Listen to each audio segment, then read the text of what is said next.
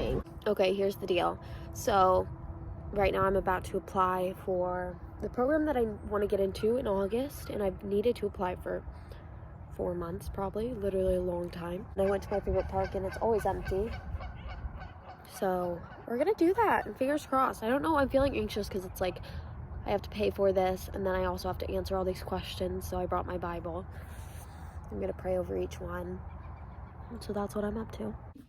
So I was just filling out my application and I decided to come home because the questions got hard. The questions got really hard, and they started asking all these things that I didn't expect. Like, I expected the typical, what's the biggest thing you're struggling with, these, this, and that, but it specifically asked different things, and it's so deep and it's so cutting that I'm like, if I answer all of these and I answer them truthfully, like, have you done these things in the last 2 years? I'm like so scared because all of them are yes, and all of them I'm like, are they gonna deny me if I put yes? Like, are they gonna say no? You know, like, it's scary. It's in God's hands, and I want to answer them all super truthfully, and so I'm just waiting because it feels scary. I might cry, which is so silly, but I gave up yesterday. I said, Lord, if you do not want me to go to upper room, then I'm okay with that.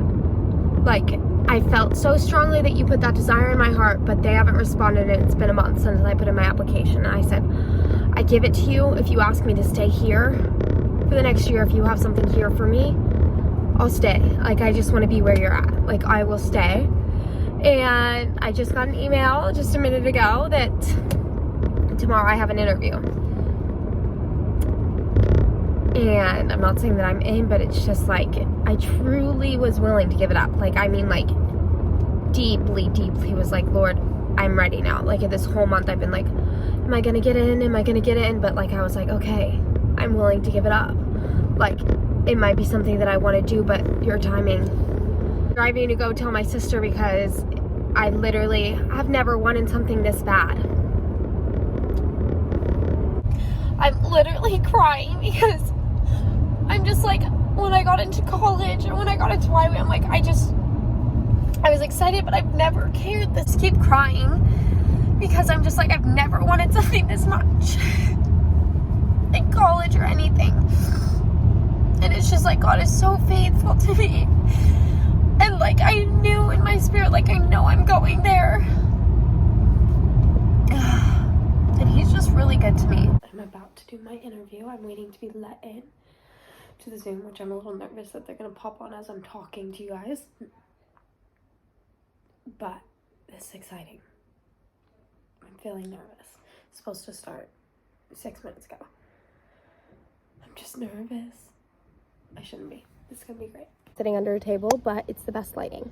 And I wanted to chat. And it's just shade. I wanted to talk about how I heard about Upper Room and why I so deeply want to go there. I was in Brazil on my mission trip, and when I was during my lecture phase of YWAM, I was crying out to the Lord, and I said, it has to go deeper than this. Like, I know the Bible, and I know you, and I know you're faithful, but it has to go deeper. The relationship side of things have to go deeper. Like, the Bible says that it does. I don't understand why that feels like it's missing for me. And so in Brazil, I found out that it was the Holy Spirit, and so I start listening to everything about him. I think that it's maybe the spiritual gifts that make it feel deeper, and like, there's so much to that. And so I start reading everything I could, and it wasn't until I listened to Dallas Upper Room podcast. They do a sermon on the quiet place, and it changed my faith, truly changed my faith, and changed just what it meant to know the Lord for me. And after that, I just start listening to everything that they've like put out, and I just felt immediately from that point on, I was like, guys, I'm called to something with Upper Room. I know it. I started telling my team that I'm called there. I'm called to do something with them.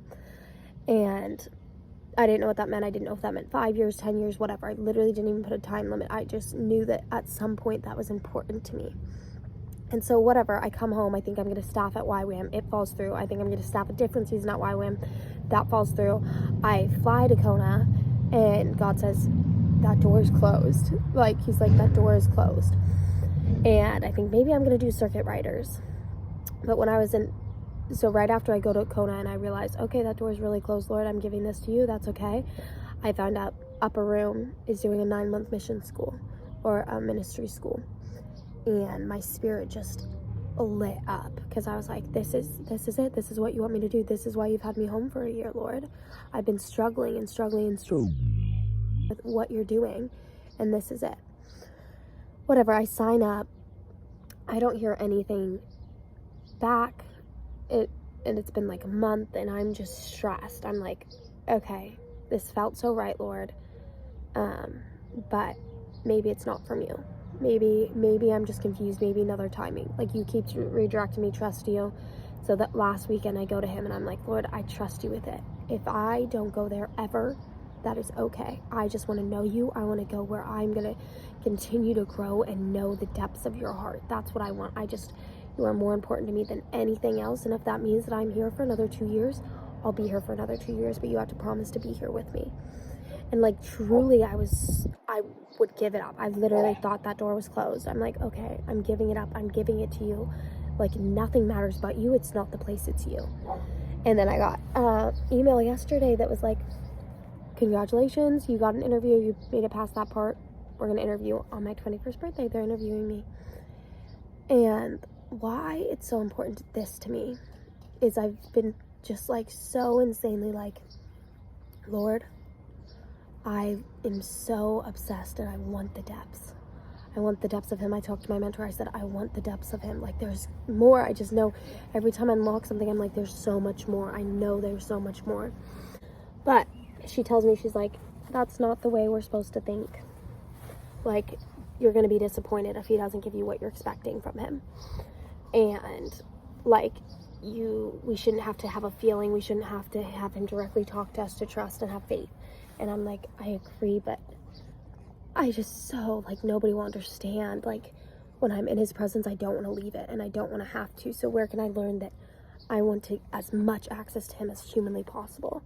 Like, as much as he can show me. And how do I do that? But I have to have a surrendering heart and be willing. And like, that means I'm giving my life to you, Lord. I want nothing else. Nothing else matters but my relationship with you.